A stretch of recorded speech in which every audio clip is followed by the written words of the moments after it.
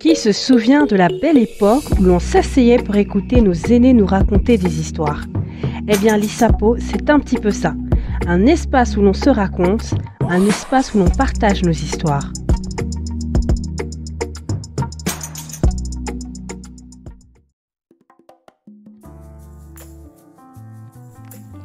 Amis raconteuses, amis raconteurs, bienvenue à ce nouvel épisode de l'ISAPO.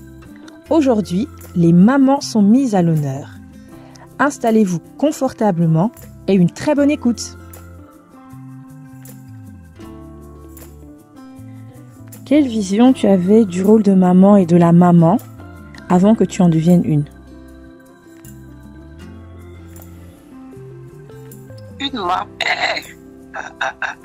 Une maman, c'est quelqu'un omniprésente, hein. Elle connaît ta vie, même si tu ne dis rien.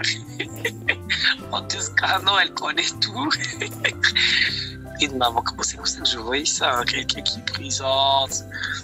Une maman, c'est celle qui prie pour vous, qui vous terrorise dans la prière. Une maman, c'est celle qui fait les devoirs avec vous. Une maman, c'est celle qui vous comprend le mieux à la maison parce qu'elle est là, bref, mieux que papa en tout cas. Une maman, c'est quoi encore? À l'époque, comment je voyais ça? Avant de devenir maman, une maman, c'est une warrior, hein? Une maman, c'est une warrior. Une maman, c'est quelqu'un qui a un cœur pour supporter. Plein de caprices, plein de folie. Une maman, c'est pardonner. Comment je voyais ça? C'était ça, hein? On peut dire ça comme ça. En gros, une maman, c'est vraiment plein de choses à la fois. Mais surtout pour venir présente dans ta vie. Même quand tu veux pas qu'elle soit là. C'est ça. Et même quand tu ne dis rien, elle sait. Ah non, ça c'est saoulant. Et maintenant que tu es devenue maman, tu trouves que par rapport à tout ce que tu viens de dire, que le rôle que tu as maintenant, même si c'est vrai que ton enfant est encore un bébé, que c'est différent?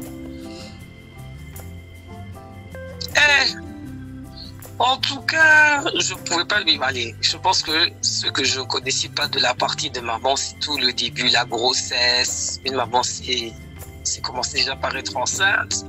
Vivre tout ça, c'est quelque chose. Aller accoucher. On ne nous dit pas la vérité, hein, sur l'accouchement. Une maman, c'est aller accoucher aussi, hein. Aller pousser si ça se passe bien. Sinon, on t'ouvre le ventre. Sinon, et une maman, vraiment, ça commence. Une maman, c'est quelque chose. Je vais dire, la seule partie que je ne connaissais pas, en tout cas, ce qui m'a vraiment. Dans lequel j'apprends même jusqu'à présent, c'est tomber enceinte, faire évoluer un bébé. Aujourd'hui, maintenant, ma plus grande galère, c'est apprendre à parler à un enfant. Moi, je pensais que c'était spontané. Vous parlez, l'enfant va sans vous suivre. Ah non, il faut lui apprendre. Seigneur, être maman, vraiment, ça facilite les amis. Non, c'est toute une école. Être maman, c'est vraiment toute une école. Parce qu'on apprend, franchement, en tant que mère, je ne savais pas j'allais apprendre autant. Il faut tellement beaucoup d'humilité. Être maman, c'est beaucoup d'humilité. Être maman, c'est beaucoup. En tout cas, cette partie-là de la vie, je ne savais pas.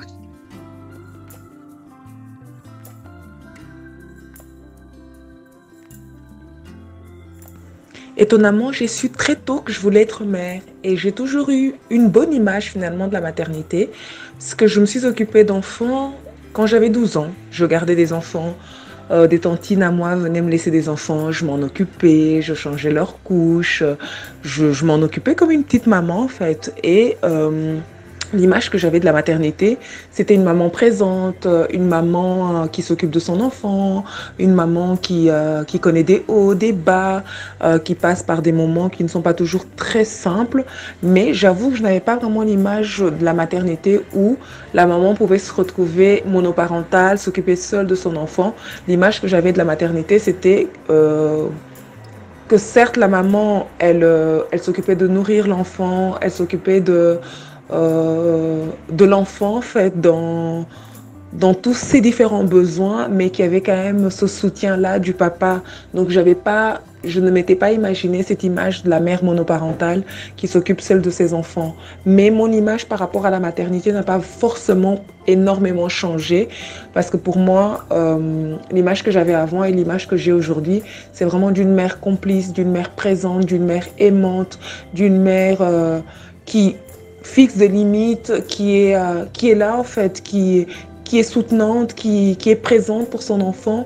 Et mon image de la maternité a évolué dans le sens positif, mais j'ai toujours eu cette image positive de la maternité.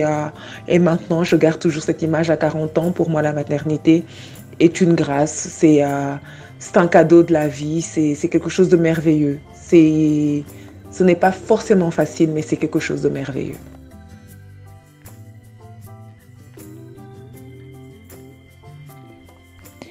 Pour moi, une maman, c'était une femme forte, une femme combative, une protectrice, c'est-à-dire que c'est elle qui jouait le rôle de protectrice pour ses enfants, le protéger du monde extérieur, la dame capable d'aller se battre limite avec les autres, enfin toutes les agressions extérieures, mais aussi la femme qui est derrière ses enfants pour les pousser dans la vie, les pousser sur le chemin qu'ils aimeraient emprunter aussi.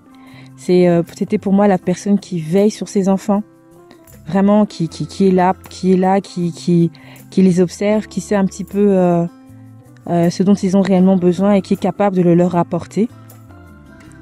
C'était aussi la personne de soutien finalement, vraiment. Et pour moi, la maman, c'était aussi cette personne qui grandit avec ses enfants. Et c'est d'ailleurs une des raisons pour laquelle, en grandissant, je me disais que s'il m'arrivait un jour d'en avoir, j'aimerais les avoir avant les 30 ans. Comme ça, l'écart d'âge ne serait pas très très important et ce qui me permettrait de me rappeler assez rapidement les phases par lesquelles moi aussi je serais passée, par exemple comme à l'adolescence, la terrible adolescence. Et donc c'est ça. Est-ce que ma vision des choses aujourd'hui sur le rôle de maman a changé ? Alors je dirais oui et non en même temps. Parce que pour moi, je continue de dire et de croire que la maman, c'est celle qui veille sur ses enfants. C'est celle qui les pousse dans la vie, ça c'est clair. C'est celle qui joue le rôle de conseil aussi avec ses enfants. Ça, pour moi, cette image n'a absolument pas changé. Mais là où pour moi les choses ont changé, c'est au niveau de l'image de la femme forte en fait. La femme qui a tout, la femme qui sait tout, la femme qui est capable de soulever des montagnes pour ses enfants. À ce niveau-là, c'est quelque chose qui dans ma tête a changé. Et pourquoi ? Parce que je me rappelle que quand je suis tombée enceinte pour la première fois, que face à cet enfant qui arrivait, je me suis sentie totalement incapable. Et je me rappelle m'être jugée, mais vraiment lamentablement, en me disant que je ne serais pas capable de m'occuper d'un enfant, que j'avais pas les compétences pour, que j'étais pas capable déjà de m'occuper de moi-même, alors m'occuper de quelqu'un d'autre, ça serait pas possible pour moi. Et voilà quoi, donc je me suis vraiment descendue plus bas que terre. Et alors que maintenant, quand je regarde un petit peu dans le rétroviseur la maman que je suis devenue, je me rends compte d'une chose en fait, c'est que on devient maman avec les enfants que l'on a en fait. En fait, comment dire, c'est un peu comme si, c'est pas un peu comme si, mais c'est vraiment que ce sont les enfants que l'on a qui nous apprennent à être leurs parents, en fait. Ça, c'est une chose que j'ai apprise. J'ai appris que dans le rôle de parents, que ce soit de maman ou de papa, en réalité, c'est nous qui sommes les élèves et ce sont nos enfants qui sont les enseignants. Parce que au final, ce sont eux qui nous apprennent à être leurs parents. Parce que c'est eux qui nous disent et qui nous montrent ce dont ils ont besoin et c'est à nous de nous adapter en fonction. Ça, c'est vraiment quelque chose que ma maternité m'a apprise et une chose pour laquelle je suis très reconnaissante, vraiment. Alors, c'est pas facile tous les jours, parce qu'on se trompe aussi. Moi, je sais par exemple qu'avec avec ma première, je joue surtout le rôle de conseil. Mais pour ça, il faut observer, regarder, voir à quel moment est-ce qu'elle en a besoin. Et malheureusement pour moi, elle en a pratiquement tout le temps besoin. Mais surtout, il faut réussir à lui tirer les vers du nez. Ça, c'est un exercice hyper compliqué. Réussir à comprendre que, tiens, là, elle est plutôt énervée, là, elle vient de limite de me souhaiter la mort. Essayer de chercher à comprendre pourquoi, qu'est-ce qui se cache derrière et tout. allez, j'ai envie de dire, c'est pas évident, c'est pas facile, mais c'est le chemin que moi j'ai décidé d'emprunter et j'essaie de relever le défi. Est-ce que je suis une super bonne maman? Honnêtement, j'en sais rien. Je me rappelle qu'avant, quand elles étaient beaucoup plus jeunes, je leur posais souvent la question parce que, allez, je pense que j'ai été pendant très longtemps très insécure. Je sais pas si ce mot se dit comme ça. Très, on va dire incertaine, très peu rassurée sur mon rôle de maman parce que j'étais persuadée, que j'étais pas une bonne mère et que je n'apportais pas forcément ce dont elles avaient besoin et que je répondais pas à l'image de la maman. C'est un peu ça. Et je suis assez contente qu'aujourd'hui, que je me sois libérée de cette image, que je me sois libérée de cette pression et que j'apprenne simplement à vivre, quoi, et à faire les choses en fonction. Voilà.